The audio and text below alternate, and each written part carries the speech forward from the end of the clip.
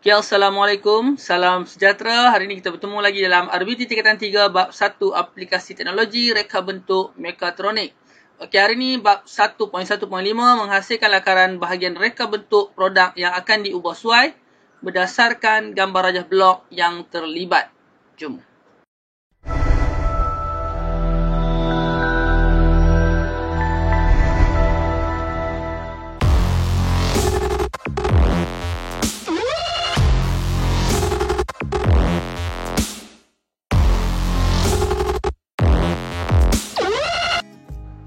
Baik, kita teruskan. Okey. Okey, untuk hari ini 1.1.5 kita agak panjang sedikit kerana kita ada 5 perkara yang kita akan lihat. Okey, yang pertama kita akan lihat model fungsi. Okey, kemudian kita akan lihat analisis berantai punca kesan. Kemudian kita akan tengok cadangan penyelesaian masalah inventif. Keempat, gambar rajah blok yang telah diubah suai. Dan yang kelima, lakaran perkembangan idea. Jadi saya harap para pelajar yang menonton boleh menonton sehingga akhir. Okey. Okey, kita mula dengan model fungsi. Okey ya. Mungkin ada yang dah kenal model fungsi, mungkin ada yang belum. Okey, sebenarnya apa yang ada ini adalah ada benda yang sama berada dalam buku teks.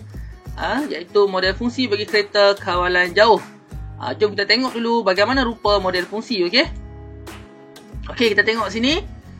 Dia bermula dengan badan kereta. Okey, badan kereta memegang pemegang roda. Pemegang roda memegang roda. Okey, roda dipegang oleh lantai. Lantai memegang roda. Gear mengawal roda. Kemudian kita ada pemegang roda memegang gear. Motor arus terus. Okey, dipegang oleh gear. Gear memegang motor arus terus dan motor arus terus mengawal gear. Okey, badan kereta memegang motor arus terus. Kemudian kita ada spring kereta.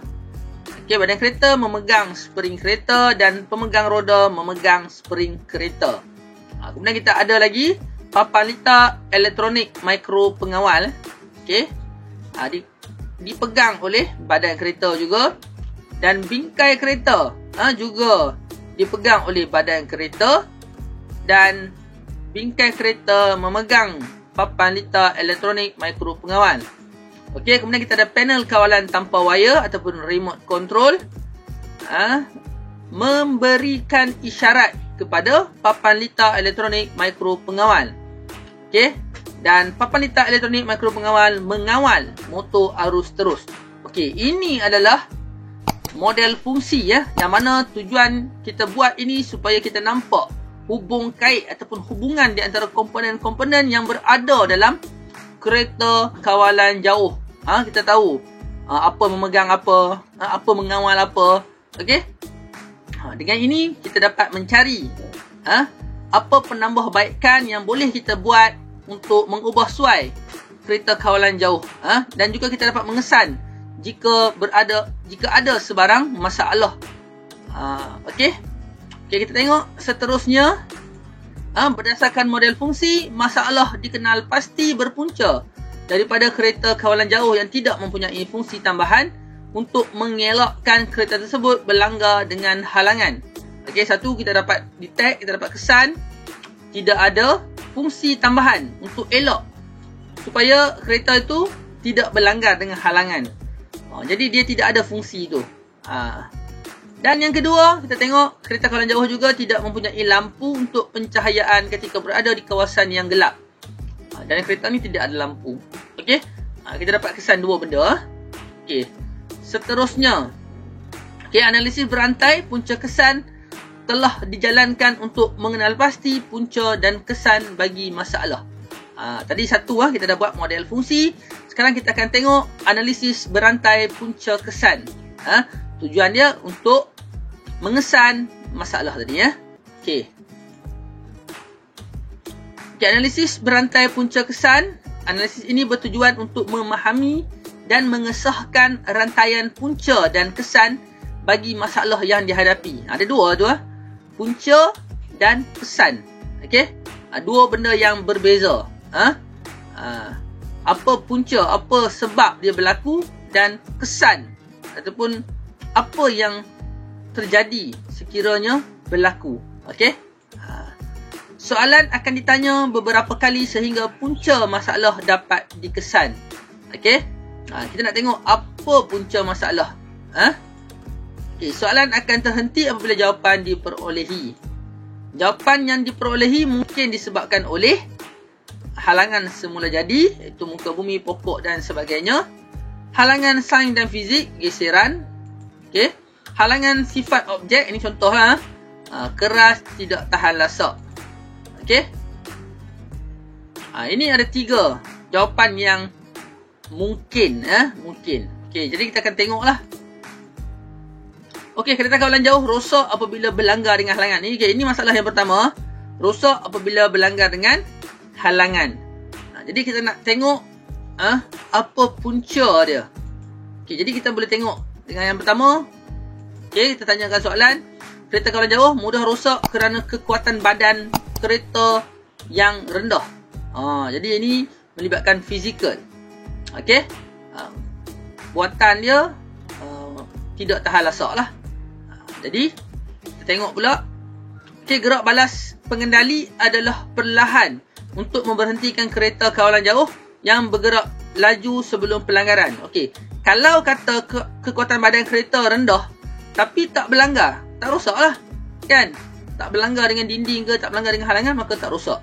Tapi dia kata, sekarang ni, orang yang kendali tu tak dapat nak kontrol. Apabila berhadapan dengan halangan, dia tak dapat kawal, maka dia berlanggar. Okey. Kemudian kita tengok lagi. Tiada gerak balas secukupnya untuk memberhentikan kereta kawalan jauh yang bergerak laju untuk mengelak pelanggaran. Jadi tidak ada tindak balas yang cepat. Cepat-cepat kita nak hentikan. Mungkin yang kendali tu tak sempat break. Okey. Jadi itu dia punya masalah dia. Punca masalah kereta ni rosak tadi. Okey. Dan kita tengok yang kedua pula. Idea yang kedua, kereta kawalan jauh sukar dikawal apabila berada di kawasan gelap. Okey, ini mungkin juga punca dia. Kita tak boleh kawal sebab gelap. Tak nampak kereta tu. Ataupun tak nampak jalan. Okey, penglihatan pengendali terhad dan kurang jelas apabila kereta kawalan jauh berada di kawasan yang gelap. Ni yang saya sebut tadi. Orang yang kontrol dia tak nampak. Tak nampak jalan, tak nampak kereta. Okey, susah dia nak kawal. Kurang pencahayaan pada laluan kereta kawalan jauh untuk pengendali mencegah daripada berlanggar dengan halangan. Okey, inilah kita dapat dah persoalan kita. Dan daripada situ kita dapat batasan atau limitation pada kereta kawalan jauh ialah pencahayaan di kawasan gelap dan gerak balas yang perlahan untuk memberhentikan kereta kawalan jauh bagi mengelak pelanggaran dengan halangan. Jadi ada 2 di sini Okey. Pencahayaan, gerak balas yang perlahan. Jadi kita akan cari jalan bagaimana boleh kita selesaikan 2 masalah ini. Okey. Jadi kita akan teruskan. Okey. Kita akan buat cadangan penyelesaian masalah inventif. Apa dia penyelesaian masalah inventif? Ini kena tengok balik tingkatan 1 Apa dia penyelesaian masalah bukan inventif? Penyelesaian masalah inventif. Kita boleh rujuk balik untuk tingkatan 1. Dan kita pilih adalah penyelesaian masalah inventif, iaitu memberi kesan. Menambah fungsi tindakan awal, iaitu kesan pencahayaan, dengan menambah perintang peka cahaya ataupun LDR, dan juga tambah lampu LED. Ini cadangan dia. Yang kedua, cadangan menambah fungsi tindakan awal juga, iaitu untuk kesan jarak selamat. Tambah penderian inframerah dan juga tambah pembas ataupun buzzer. Okey, penderian inframerah ni dalam bahasa Inggeris kita panggil infrared sensor. Okey. Jom kita tengok Okey, jadi bila kita dah buat penambahbaikan tu, maka kita kena ubah sedikit pada kita punya gambar rajah blok. Okey, sebelum ni 1.1.4 kita dah tengok gambar rajah blok untuk kereta kawalan jauh. Okey, inilah rupa dia. Kemudian kita ubah suai sedikit sebab ada penambahbaikan. Jadi apa yang kita tambah? Kita tambah penderian inframerah. Okey, pada input penderian inframerah, infrared sensor. dan kita tambah perintang peka cahaya LDR juga pada input. Okey. Kemudian sama proses masih lagi mikropengawal, dan kita tambah lagi dua benda pada output. Yang pertama kita tambah buzzer. Okey, pembas. Okey, dan kita tambah lampu LED juga pada output. Jadi sama juga akhirnya roda berputar. Cuma apa yang berlaku apabila kita tambah dua di input, dua di output? Okey ya. Kita dah tambah 4 item ni. Pendirian inframerah, tujuan dia untuk mengesan jarak selamat. Kemudian kita tambah perintang peka cahaya untuk kesan cahaya. Okey, apa yang berlaku output dia? Okey, pendirian inframerah, apabila dia kesan ada halangan di hadapan, dia akan berhenti secara automatik. Okey, dia akan break secara automatik dan pembas akan berbunyi. Okey, pembas akan berbunyi. Itu yang berlaku. Dan yang kedua, input perintang peka cahaya LDR. Okey, apabila lalu kawasan gelap, LDR akan menghantar isyarat ke mikropengawal. Okey, dan lampu LED akan menyala. Apabila kesan kawasan gelap, lampu LED akan menyala secara automatik. Okey, itu dua penambahbaikan yang kita buat. Okey, cadangan penyelesaian masalah inventif. Lakaran pengembangan idea dibuat berdasarkan gambar raja blok pada bahagian reka bentuk produk yang akan diubah suai. Okey, idea perlu menitik beratkan elemen reka bentuk produk dan prinsip reka bentuk produk. Okey, ini kita dah belajar juga semasa tingkatan 1. Ada elemen reka bentuk produk, prinsip reka bentuk produk. Okey. Dan untuk tingkatan 3, dalam bab 2 nanti juga kita akan lihat lagi elemen dan juga prinsip reka bentuk produk. Okey. Jadi lakaran idea yang pertama, okey, kita menambah penderia inframerah pada bahagian hadapan kereta kawalan jauh. Jadi ini kita lakaran idea yang pertama, kita tambah penderia inframerah untuk kesan halangan. Okey, kemudian kita tengok lakaran yang kedua. Selepas tambah inframerah, kita tambah juga pembas untuk sampaikan isyarat kehadiran halangan. Mungkin kita berada di tempat yang jauh, dan bila ada halangan, kereta berhenti, kita tak dapat kawal lagi kereta kita, ada buzzer ataupun pembas bunyi untuk sampaikan isyarat kata ada halangan di hadapan. Okey.